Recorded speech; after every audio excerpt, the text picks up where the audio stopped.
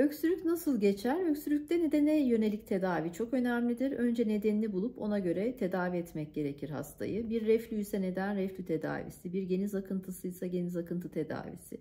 Hasta bir ilaç kullanıyorsa tansiyon ilacı ve o ilacın öksürük yaptığını biliyorsak onun kesilmesi. Ya da bir zatürresi varsa, bronşitin varsa, üst solunum yolu enfeksiyonu varsa onların tedavisi.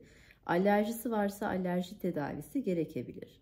Bunların dışında yardımcı olan diğer medikal olmayan yani tıbbi olmayan bazı yöntemleri de sayabiliriz.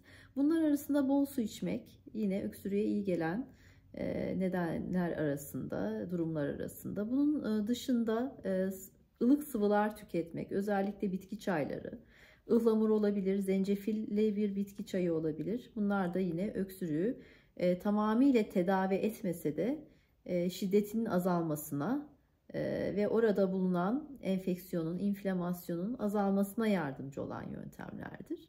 Kişinin bulunduğu odayı nemlendirmek de yine bir işe yarayabilir.